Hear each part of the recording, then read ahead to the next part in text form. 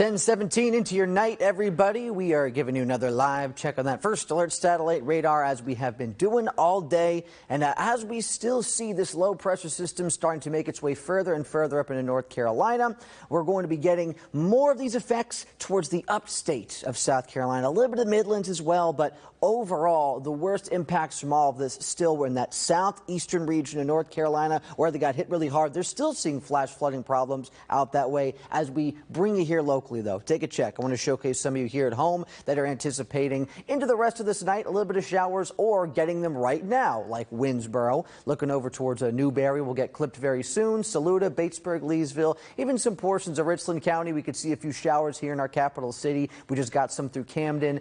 It's not going to be something that's too aggressive. I'm telling you that right now. We're going through some of these tropical showers, but everything in terms of anything heavy, everything with the highest wind speeds, anything in the way of a storm threat just stayed up to our north, off to our east. What we see now is a little bit of a lull that's going to happen overnight. We can still see some gusty winds, a little bit of them into tomorrow, but temperatures work to rebound. Sun says I'm going to battle back, and everything will be just about right. If you're trying to get out and about, trying to enjoy some outdoor activity, and of course, you got some travels to make, especially if you have any travel plans down towards the coast. We're going to be seeing this area of that low pressure. It's still going to be around the North and South Carolina border. It's slowing down a little bit, but it should be pushing well into North Carolina later. As we get towards tomorrow, it's still going to be held back by just our current atmospheric pattern. It's not going to be running right up towards, Virginia and so on and so forth. But even so, more of the moisture, the bulk of it with this, is still being carried away from this portion of South Carolina, where we sit here in the Midlands nice and dry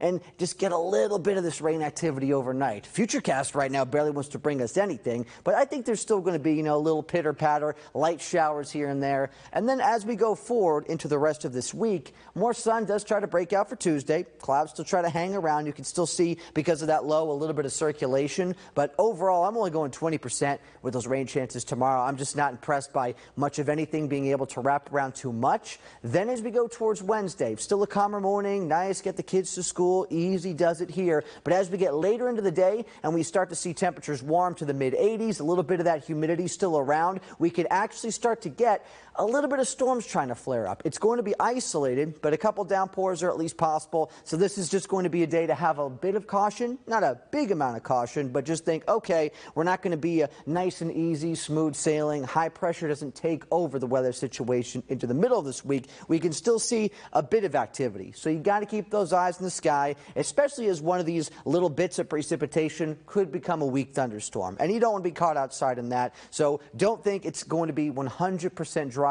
on Wednesday. It can be for your neck of the woods, but it doesn't mean it's going to be for everybody. So we go through the rest of the week with that, with very limited chances of rain otherwise, even for tonight. Lingering shower, bit of clouds, mid-60s, going towards the school day for your Tuesday, getting kids ready for that. We're going to be seeing that chance of a little stray shower tomorrow. Otherwise, some sun tries to battle back through those clouds. A high near 80. Not the worst day to get everyone ready to go back to the classroom yet again, get out to work. Go later in the week. We're still seeing a lot of 20% rain chances, mid-80s, and that's sunshine trying to make a comeback.